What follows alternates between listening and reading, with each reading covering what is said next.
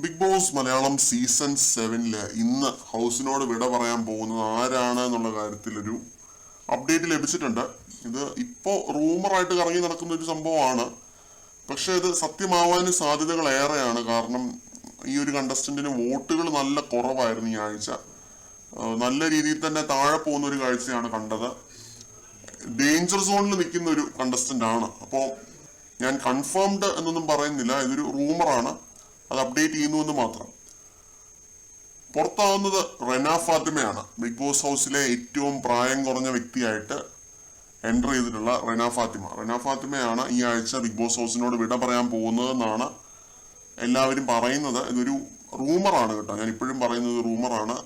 നമ്മൾ ഇത് വലിയൊരു അപ്ഡേറ്റ് ആയിട്ടൊന്നും അല്ല പറയുന്നത്, കൺഫർമേഷനോ കാര്യങ്ങളോ ഒന്നും പറയുന്നില്ല. റെന ഫാത്തിമ ബിഗ് ബോസ് ഹൗസിനോട് വിട പറഞ്ഞു എന്നാണ് നമ്മൾ അറിയുന്നത്. റെന ഒരു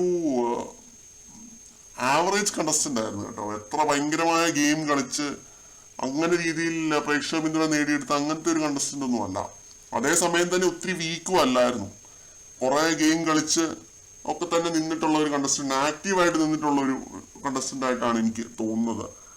മത്സരം ശക്തമായിക്കൊണ്ടിരിക്കുകയാണല്ലോ, വീക്കായിട്ടുള്ള ഒരു പുറത്തു പോയേ പറ്റത്തുള്ളൂ. അതും ഈ ഒരു ഏജിൻ്റെതായിട്ടുള്ള മെച്യൂരിറ്റി കുറവും പ്രശ്നങ്ങളും ഒക്കെ ഉള്ളതുകൊണ്ട് പ്രേക്ഷകർ വോട്ട് ഔട്ട് ചെയ്തു എന്നാണ് എനിക്ക് തോന്നുന്നത്. അപ്പൊ അതുകൊണ്ടൊക്കെ തന്നെ റെന ഫാത്തിമ ഈ ആഴ്ച പുറത്തു പോയി എന്നാണ് നമ്മൾ അറിയുന്നത്. കൂടുതൽ അപ്ഡേറ്റ്സുമായിട്ട് വീണ്ടും കാണാം.